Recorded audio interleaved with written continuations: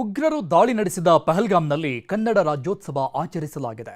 GBA ನೌಕರರಿಂದ ಕಣಿವೆಯಲ್ಲಿ ಕನ್ನಡದ ಹಬ್ಬ ನಡೆದಿದ್ದು ಮೃತಪಟ್ಟವರಿಗೆ ಶ್ರದ್ಧಾಂಜಲಿ ಅರ್ಪಿಸಿದ್ದಾರೆ. ಕನ್ನಡದ ಮಾತು ಚೆನ್ನ, ಕನ್ನಡದ ನೆಲ ಚೆನ್ನ, ಕನ್ನಡಿಗರ ಮನಸ್ಸು ಚಿನ್ನ. ಕಾಶ್ಮೀರದ ಪಹಲ್ಗಾಮ್ನಲ್ಲಿ ಕನ್ನಡದ ಕಂಪು, ಉಗ್ರರ ದಾಳಿಯಲ್ಲಿ ಮಡಿದವರಿಗೆ ಶ್ರದ್ಧಾಂಜಲಿ. ಏಪ್ರಿಲ್ 22, 2025ರಂದು ಜಮ್ಮು ಕಾಶ್ಮೀರದ ಪಹಲ್ಗಾಮ್ನಲ್ಲಿ ಉಗ್ರರು ಅಕ್ಷರಶಃ ರಣಕೇಕೆ ಹಾಕಿದ್ರು. ಭೂಮಿಯ ಮೇಲಿನ ಸ್ವರ್ಗದಲ್ಲಿ ನೆತ್ತರ ಕೋಡಿಯನ್ನೇ ಹರಿಸಿದ್ರು. 26 ಪ್ರವಾಸಿಗರಿಗೆ ಗುಂಡು ಹೊಡೆದು ಅಟ್ಟಹಾಸ ಮೆರೆದಿದ್ರು. ಉಗ್ರ ಕ್ರಿಮಿಗಳ ಕ್ರೌರ್ಯಕ್ಕೆ ಇಡೀ ವಿಶ್ವವೇ ಆಕ್ರೋಶ ಹೊರಹಾಕಿತ್ತು. 26 ಜನರ ಸಾವಿಗೆ ಕಂಬನಿ ಮಿಡಿದಿತ್ತು. ಸದ್ಯ ಇದೇ ಪಹಲ್ಗಾಮ್ನಲ್ಲಿ ಕನ್ನಡದ ಬಾವುಟ ರಾರಾಜಿಸಿದೆ. ಉಗ್ರರು ದಾಳಿ ನಡೆಸಿದ ಜಾಗದಲ್ಲೇ ಕನ್ನಡ ರಾಜ್ಯೋತ್ಸವ ಆಚರಿಸಿ ಮಡಿದವರಿಗೆ ಶ್ರದ್ಧಾಂಜಲಿ ಅರ್ಪಿಸಲಾಗಿದೆ. ಗ್ರೇಟರ್ ಬೆಂಗಳೂರು ಪ್ರಾಧಿಕಾರದ ನೌಕರರು ಕಣಿವೆ ರಾಜ್ಯ ಕಾಶ್ಮೀರದ ಪಹಲ್ಗಾಮ್ನಲ್ಲಿ ಕನ್ನಡ ರಾಜ್ಯೋತ್ಸವ ಆಚರಿಸಿದ್ದಾರೆ.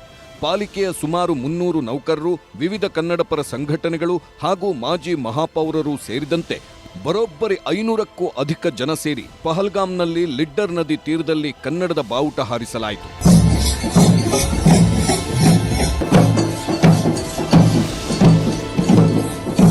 ಕನ್ನಡ ನೆಲದ ಡೊಳ್ಳು ಕುಣಿತ, ಯಕ್ಷಗಾನ ಸೇರಿದಂತೆ ಹಲವು ಸಾಂಪ್ರದಾಯಿಕ ಕಲೆಗಳ ಪ್ರದರ್ಶನ ಮಾಡಲಾಗಿದೆ.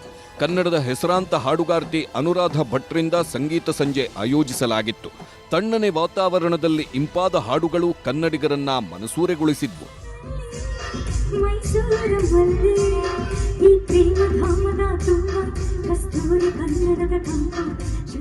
ನಮ್ಮ ಭಾರತೀಯರು, ವಿಶೇಷವಾಗಿ ನಮ್ಮ ಕರ್ನಾಟಕದ ಪ್ರವಾಸಿಗರು ಹತ್ಯೆಯಾದಂಥ ಸಂದರ್ಭದಲ್ಲಿ ನಮಗೆಲ್ಲ ಬಹಳ ದುಃಖ ಆಯಿತು.